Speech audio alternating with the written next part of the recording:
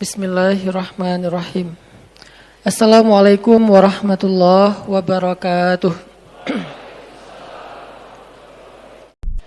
Tanya sama diri kita masing-masing. Apakah yang kita pelajari setiap Rabu malam atau di taklim-taklim yang lain udah bikin kita takut sama Allah belum? Atau itu sekedar kayak wawasan doang gitu. Oh ya, gue udah tahu. Oh ya, baru tahu. Oh ya, lucu juga ya. Oh ya, seru ya. Oh ya, ini mungkin baru sekedar wawasan dan entertain. Kita pengen nyari ilmu yang bikin kita takut sama Allah. Dan rata-rata orang-orang yang hebat dalam cerita Al-Quran semuanya takut sama Allah. Salah satunya Yusuf alaihissalam. Yusuf itu salah satu bentuk adegan dia takut sama Allah ketika dia digoda oleh seorang cewek. Ceweknya tuh cantik banget, terkenal bahkan jadi simbol kecantikan perempuan Mesir. Bukan Cleopatra, tapi istri Al-Aziz. Karena ini versi Al-Quran kan cantik banget. Saking cantiknya sampai Yusuf juga tertarik kepada dia. Karena Yusuf kan terlalu keren ya. Orang kalau terlalu keren kan punya standarnya juga agak tinggi kan. Dia gak mau yang biasa-biasa aja gitu. Dia pengennya yang kayak gimana. Walaupun itu tetap relatif kan. Relatif menurut kita kayak biasa, menurut dia udah tinggi. Menurut kita kok carinya yang warnanya agak gelap sih. Dia justru senangnya yang gelap-gelap. Kayak misalnya kayak bule kan senangnya cowok Indonesia karena dianggap kayak etnik gitu, kayak gitu ya. Agak-agak dia kurang senang gitu yang terlalu charming, terlalu bright gitu, dia enggak terlalu suka. Dia senangnya ya agak-agak ini untuk menghibur diri saya gitu ya. Dia senangnya agak-agak gelap gitu. Walaupun saya pakai kamera ini jadi agak-agak happy sih, setiap foto kok jadi cerah ya. Ya, artinya teman-teman bahwa Yusuf punya standar yang tinggi. Kalau dia sampai tertarik dengan perempuan itu, berarti itu perempuan cantik banget. Wahammat bihi, wahamma biha. Ceweknya suka sama dia, dia juga suka sama cewek itu. Kayak gitu ayatnya, ham. Ham itu ada rasa gairah. Yusuf itu normal, suka sama cewek. Jadi bukan, gue malas sama dia. Kenapa? Soalnya dia cewek. Nah ini bahaya nih. Justru Yusuf itu sukanya sama, jadi normal banget, cowok yang normal. Terus gimana kok bisa kejaga? Gara-gara Allah perlihatkan sebuah tanda-tanda. Ada banyak tafsir tentang kalimat tanda-tanda ini, yang intinya adalah yang saya pengen sampaikan adalah Yusuf takut kepada Allah. Gara-gara takut kepada Allah ketahan. Kebayang gak sih rasa takutnya Yusuf berarti lebih besar daripada hawa nafsunya? Karena udah ditutup rapat pintu kamarnya, terus si ceweknya itu udah siap menyerahkan dirinya kepada Yusuf, udah ngegodain Yusuf, narik lagi tuh. Dan ceweknya itu kayak selebgram gitu. Followersnya tuh seluruh Mesir, semua cowok tuh berandai-andai sampai mimpi-mimpi, bisa nggak ya dia kayak cerai sama suaminya nikah sama gua gitu, terus di stalking gitu, udah cerai belum kayak gitu-gitu kan ya. Kayak didoa-doain supaya mereka rumah tangganya berantakan. Yusuf nggak ngapa-ngapain, udah digoda sama ceweknya.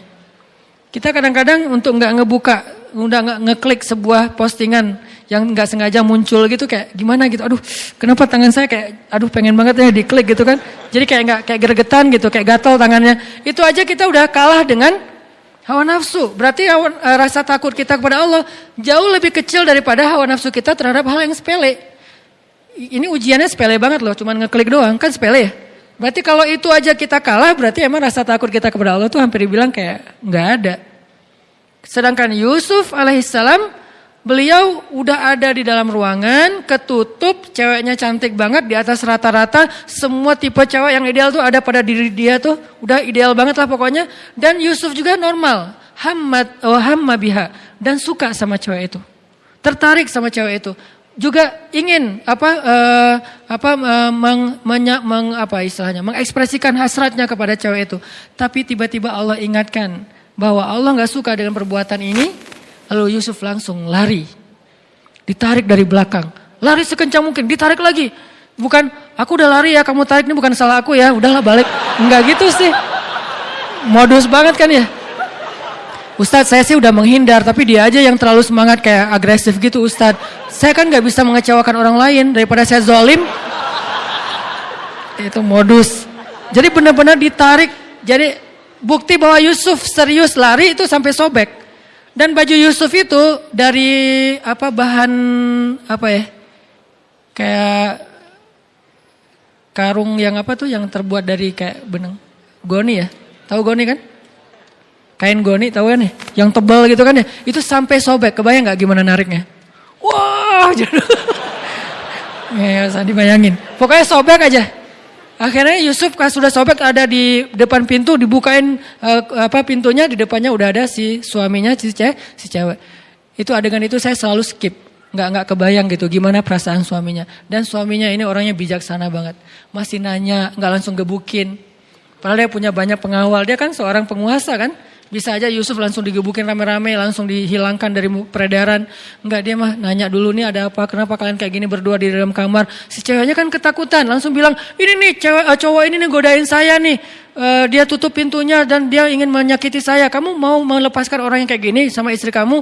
Terus datang seorang yang lain yang bijaksana, dia mengatakan, Tuhan jangan dulu menyimpulkan, coba lihat baju siapa yang sobek. Kalau baju Yusuf yang sobek di depan, berarti Yusuf memaksa cewek ini untuk melakukan perbuatan dosa. Sehingga cewek ini meronta-ronta sobek di depan. Tapi kalau Yusuf bajunya sobek di belakang, berarti Yusuf ingin lari tapi cewek ini yang narik. Coba lihat, ternyata di belakang. Cewek ini udah gak bisa menghindar. Tapi karena ini berita bisa menghebohkan jagat online, bisa viral di mana-mana dan ini membahayakan stabilitas politik negara, akhirnya emang kayak gitu pertimbangan kata ulama tafsir. Akhirnya tetap raja ini menghukum Yusuf. Di sini ada semacam kebohongan publik nih. Kenapa? Karena kalau sampai berita keluar itu adalah ceweknya yang bersalah, maka akan mempermalukan keluarga raja banget. Sehingga tetap Yusuf yang dihukum. Propaganda lah ya. Yusuf dihukum walaupun dia nggak salah dan rajanya udah respect sama Yusuf. Nanti sehingga ketika ada masalah nanya juga ke Yusuf. Intinya apa teman-teman? Rasa takut Yusuf kepada Allah itu luar biasa. Sampai ke tingkat kayak gitu masih bisa nahan. Kalau nggak ada perasaan apa-apa nahan, ya itu nggak ada ujiannya. Jadi ketika kita normal, Ustadz normal kan, Ustadz tertarik sama lawan jenis, ya Yusuf juga normal. Ustadz manusiawi kan, saya marah, ya tapi Nabi Musa juga manusiawi. Nabi Musa juga bisa marah. Ustadz normal kan kalau kita sakit hati, ya Nabi Ayub juga bisa sakit hati ketika beliau ditinggalkan gara-gara beliau sakit. Normal kan Ustadz kalau kita misalnya kayak nyerah aja udah capek, ya Nabi Yunus juga pernah kayak gitu dan ditegur oleh Allah. Jadi hal-hal yang normal manusiawi ini bukan berarti kita boleh melakukannya. Yang normal dan manusiawi pada diri kita sebagiannya adalah ujian, bukan boleh melakukan. Ini kan anugerah dari Allah. Tuhan yang menciptakan saya gini loh, Ustaz, saya gak pernah minta. Tuhan menciptakan saya dari awal, sejak saya kecil tuh saya udah gak tertarik dengan lawan jenis, sukanya hanya sesama jenis. Ini kan Allah yang kasih, gak bisa. Karena kenapa? Sebagian besar dari yang Allah anugerahkan dalam diri kita, sebagiannya adalah ujian. Halu'a, jazu'a, manu'a, ajula, dha'ifa. Ini kan sifat-sifat manusia yang harus diberesin. Terus ngeberesinnya pakai apa? Innal insana lafi khusr. Manusia kalau cuma ngikutin hawa nafsunya atau sisi kemanusiaannya, khusr, rugi. Terus cara untuk mengobatinya, illal ladzina amanu wa amilus solihat wa tawassaw bil haq wa tawassaw bis shawab. Apa maksudnya? 3 di situ. 1, belajar iman kepada Allah. Jadi kalau kita ngerasa bahwa emang ini kayak bawaan saya dari lahir Ustadz. Emang ini penyakit saya Ustadz. Emang ini manusiawi Ustadz. Tapi saya tahu ini salah. Ini ujian dari Allah untuk saya nih. Dan saya pengen hidup saya jihad melawan ini aja deh. Orang lain mungkin amalnya tahajud. Orang lain mungkin amalnya sholat duha. Orang lain mungkin amalnya sedekah. Kalau saya amalnya lawan hawa nafsu. Dan bukankah Nabi mengatakan melawan hawa nafsu itu jihad yang besar? Hawa nafsunya apa? Macam-macam. Hawa nafsu terhadap lawan jenis. Hawa nafsu terhadap sesama jenis. Sama hawa nafsunya. Lawan jenis nafsu, sesejenis juga nafsu, cuma agak-agak sedikit gimana gitu.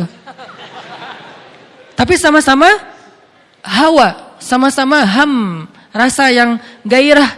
Gairah itu bahasa Arab, gairah dalam diri kita. Nah inilah jihad kita. Cara melawannya gimana Ustaz? Illal ladzina amanu, belajar iman.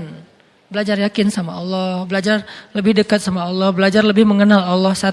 Kedua, wa amilus sholihat, sibukkan diri kita dengan hal-hal yang positif. Ke masjid, taklim, belajar ngafal Quran, belajar ini, belajar itu. Yang positif-positif lah, membantu orang lain. Yang buat kita tersibukkan dengan hal-hal yang produktif, bermanfaat, positif gitu.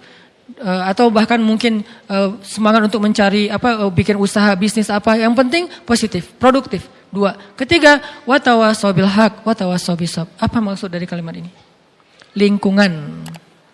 Maksud dari watawasau bil haq karena kalimatnya saling berarti lingkungan. Cari lingkungan yang bisa jaga kita, yang bisa menasihati kita, yang bisa mengingatkan kita ketika kita salah. Cari lingkungan itu.